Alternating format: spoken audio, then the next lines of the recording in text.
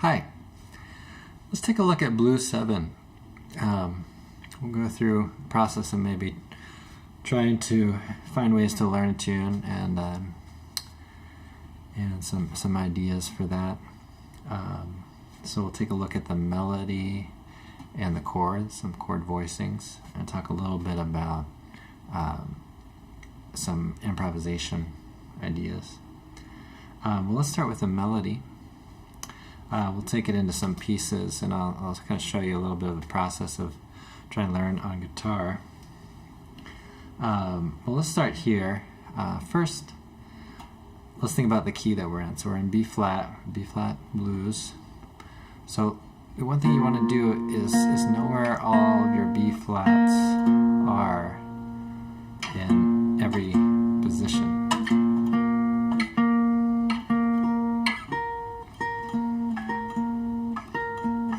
All the way up the neck, as far as you can go. And you notice I took the low route, and then you also want to be aware of the higher route. So know where your tonic is all the time. Well, let's find a convenient spot to start working with this. So let's look at the first part of the melody. Okay. So we have that in this position, and meanwhile you're visualizing where those B flats are. Okay. And so let's take a little further. So this is a 7th fret, and this is 6th fret, and this is 3rd string, 4th string. Okay, so the first part goes. Okay, so we have that.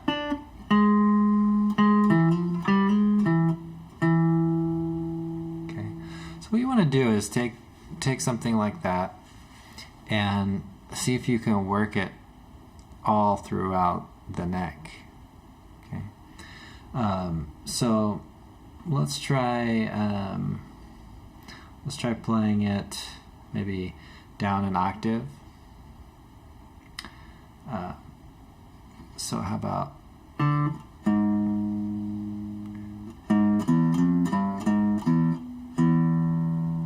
that's probably about maybe the only position that we can play it down that low without shifting.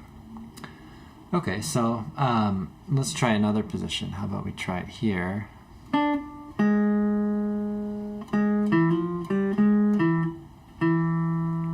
and we're visualizing those B flats. So let's play it in the same register and see if we can try it in another spot. How about this?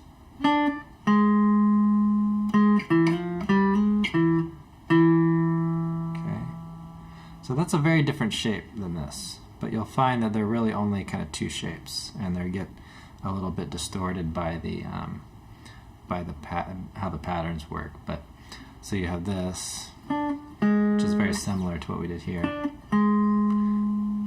and then you have sort of a crossover. Okay. All right, so we did this one.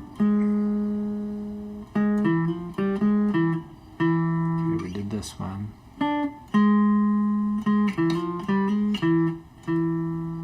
Did this one already. Okay, so let's see if we can find another one.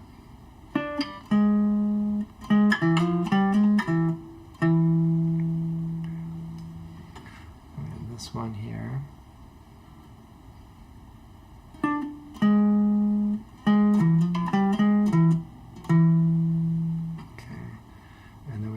Here. So notice that particular shape is the same as this one that we did, or the very low one that we did. So then we just work through all of that, and then take it up an octave from there, and then work it through all those positions. So here we are at D again. So D is our starting note. Be aware of that. And then, so that's 10th fret. Okay. So then we take it through this position.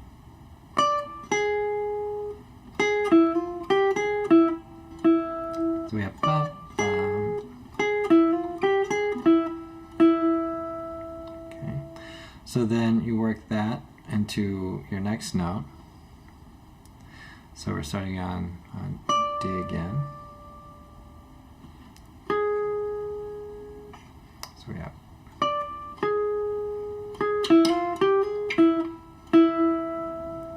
okay, and then we play here. This should be familiar to us because it's an octave below, above this one. Okay, then we have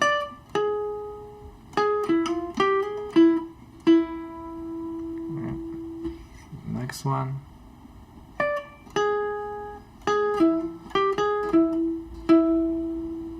Okay. And then you can take in an octave higher even if you have 20 frets.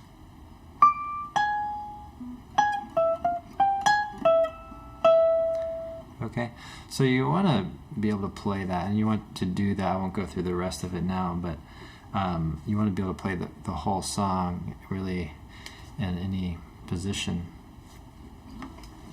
Okay, so let's say we play through the melody like that. So we have okay,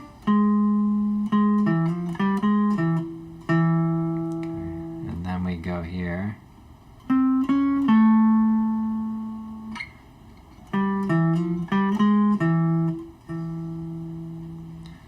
This note's kind of ghosted, but maybe a D. So I've got D, E flat, D, and then B. Okay, and then we're back to this. Okay, so that's basically the melody, and you want to try to take the whole melody through that process that we started out with.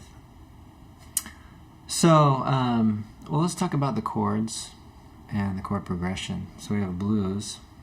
If you're just starting out, you might try kind of playing B flat 7 and maybe E flat 9. But you could also play, you know, 13.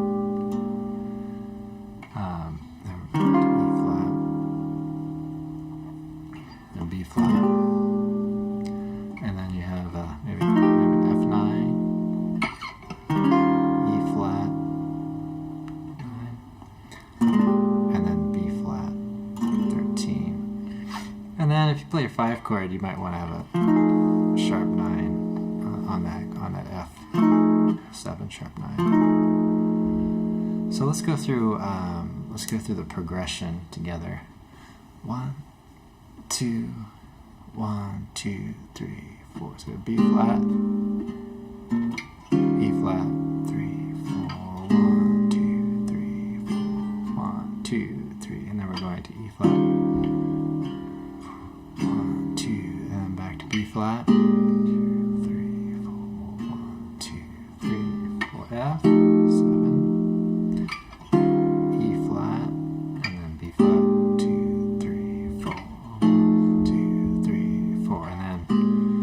Repeat the progression from there.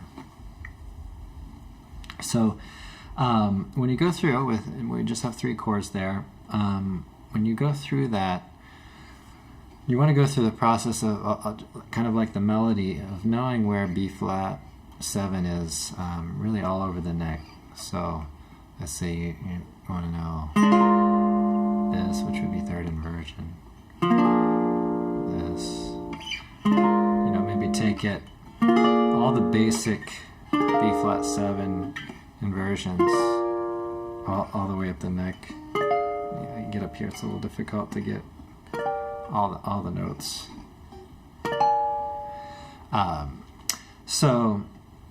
Try that, especially the first 4 strings. So, but you do want to know all the strings everywhere. But one thing that you can do too is take a chord like this. So we have let's see, this is B flat. I'm just talking B flat right now. let's say you have the flat 7 and the 3rd, and then you have the 5th of the chord and the root of the chord. So take the root and make it a 9. Put a 9 on there. Take the 5th and make it a 13. So you just took the root up a whole step and the 5th up a whole step. And then just know that with all of your inversions. Okay,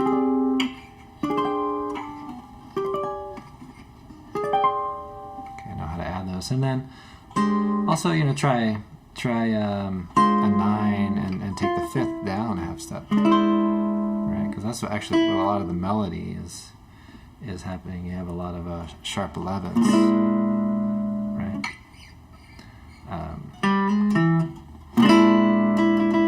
Right, that's not sharp 11.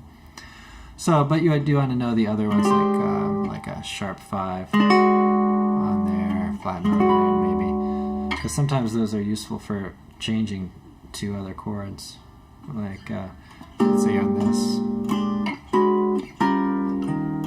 So this takes a shape that's very similar to where you're going, right? But it's helpful to know how that relates to B flat. So you have a flat 7, 3, sharp 5, and then flat 9, right? So so learn those for all the chords, and just know all of your inversions and know all of the extensions there. So as far as improvising, you can of course use a blues scale.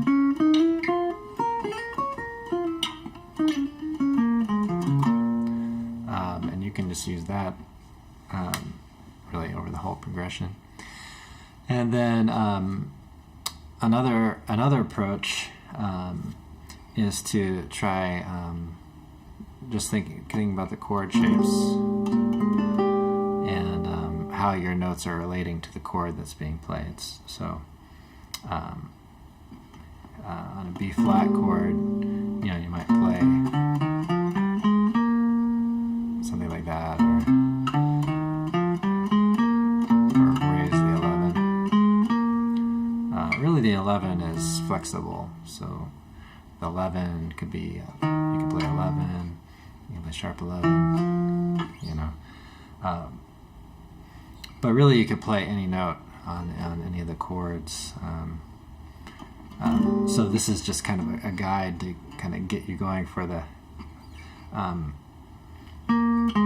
maybe some of the more consonant notes on the chord. Right. So then there's also the arpeggio, B flat 7. And again, you want to know that everywhere on the neck. And then also, if you just add one note, you end up with a dominant pentatonic. So if you add the 9 to a B flat 7 arpeggio, then you get the B flat dominant pentatonic. So it's like a pentatonic with rather than a 13, you have a flat 7. Okay. So I find that a lot of guitarists know the minor pentatonic really well, and some of them, once you say major pentatonic, so what's that? So you want to know the major pentatonic as well as the minor pentatonic. So major pentatonic is okay, and then you want to know the dominant pentatonic. So so pentatonics are great on guitar because you have two notes per string. So when you're playing, if you're crossing over, you have 2 notes there. If you're staying on one string, you have 2 notes per string. So it's very useful in a technical way on the guitar. So then when you go to E flat 7, if you're using that kind of mixolydian sound that we were using before, then you go to the E flat mixolydian, or play arpeggios on E flat, or play the dominant pentatonic. So then the same for F7. So you would play F dominant pentatonic or F mixolydian, that kind of thing. So there's a little rundown on how you might approach playing the melody, playing the chords, and getting started with some improvisation on the tune. So I hope you've enjoyed, and keep working at it, and thanks for watching.